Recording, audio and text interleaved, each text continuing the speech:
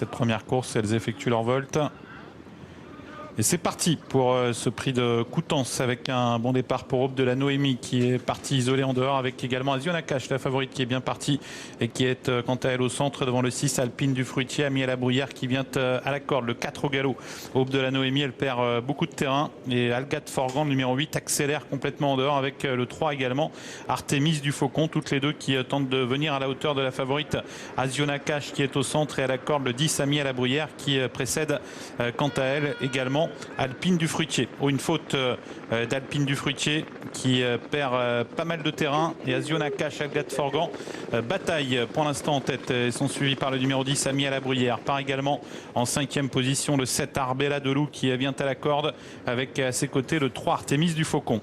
1500 mètres à couvrir, Azionakash la favorite au galop.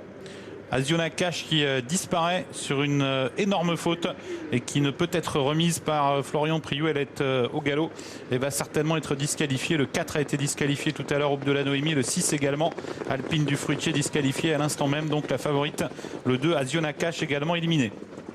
Début de la montée avec le numéro 8 Algat Forgan qui se retrouve seul en tête, qui est détaché du peloton emmené par le 3 Artemis du Faucon avec également des concurrentes qui tentent de se rapprocher en progression. Une autre jument est au galop, c'est le numéro 10 Ami à la Bruyère qui a perdu un peu de terrain alors qu'on tente de mener la chasse avec Arbella de Loup qui vient quant à elle à la corde et qui est suivi en retrait par Amanda Mère avec bientôt les 1000 derniers mètres avec également l'As Another Chance qui tente de se rapprocher et qui vient en 3e position avec bientôt les 800 derniers mètres avec toujours l'avantage pour Algat Forgan qui est suivi par le numéro 3 Artemis du Faucon avec en 4e position Arbella de Loup alors qu'Aurore de Maël le numéro 9 s'est bien rapproché également et vient en 4e position devant Amanda Mère. Tournant final bientôt avec toujours Algat Forgan qui maintient la pression en tête, 500 mètres à couvrir pour elle. Algat Forgan qui tente de se détacher toujours du 3 Artemis du Faucon avec le numéro 9 Aurore de Maël qui est toujours bien en course. Arbella de Loup qui tente de se rapprocher également en dehors, suivi à plusieurs longueurs par Amanda Mère. Ligne d'arrivée pour Algat Forgan qui tente de maintenir la pression en tête, mais le 9 Aurore de Maël est lancé maintenant avec également Arabella de Loup, le numéro 7 qui vient très vite en pleine piste. Arabella de Loup, Aurore de Maël qui se retrouve aux prises pour la victoire devant Algat Forgan qui est débordé et en retrait Artemis de Faucon avec Arabella de Loup qui porte son attaque maintenant à Aurore de Maël qui tente de repartir. Arabella de Loup, Aurore de Maël toujours aux prises aux abords du poteau. Aurore de Maël à la corde, Arabella de Loup en dehors. Arabella de Loup peut-être sur le fil, mais ce sera très pointu. Photographie avec le 9 Aurore de Maël. 3e place pour le 8 Algat Forgan et la 4e place pour le 3 Artemis du Faucon.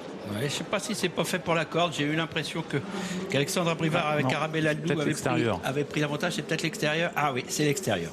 Mais c'est vrai que ça s'est joué à pas grand chose et en biaisant vers la corde, Aurore de Maël est peut-être est revenue à peu près à la hauteur d'Arabella de Loup, mais bon, c'est fait pour l'extérieur. Bon, des chevaux qui étaient partis somme toute plus doucement que la favorite qui a fait la faute à Azionakash en abordant la plaine. Hein, on l'avait vu en difficulté un petit peu au moment du canter. Et puis Algat Forgan aussi qui était parti très vite et qui a marqué le pas un petit peu pour finir, ce qui a permis à Arabella de Loup de s'imposer, mais vraiment à la lutte avec cette Aurore de Maël. Et puis derrière, dommage pour Thibaut Viette, hein, on a vu Artemis du Faucon bien en course mais avoir du mal à négocier le dernier tournant, ça lui coûte peut-être un meilleur classement. Puis Amanda Mère qui a profité de la disqualification de quelques concurrentes pour prendre une 4e place un petit peu à distance.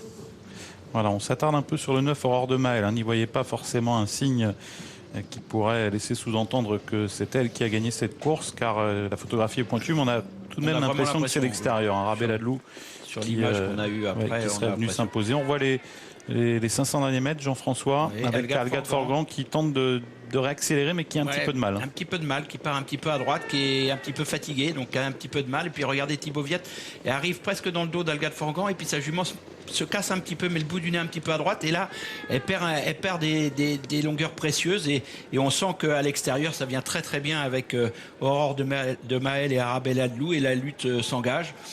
Là c'est pas facile de dire qui va l'emporter. Alexandre Brivard vient, je pense qu'il prend presque une bonne encolure et puis dans les derniers 50 mètres Aurore de Maël rebiaise un tout petit peu vers la corde et on a l'impression qu'elle revient presque pour le faire et il manque pas grand chose, certainement une tête. Et regardez la photographie, voilà. Il y a une courte tête en passage du poteau pour Arabella de Loup donc qui remporte cette épreuve et qui dès lors réussit une belle année au trop monté. Et 14 piles pour la réduction kilométrique. Hein. Je vous avais dit, normalement, à ce niveau-là, on marche 14 2100 grandes pistes. Voilà, Rabel-Adlou, donc il signe une nouvelle victoire dans cette discipline. Amélie, on vous retrouve tout à l'heure pour l'un des premiers semi classiques de l'après-midi.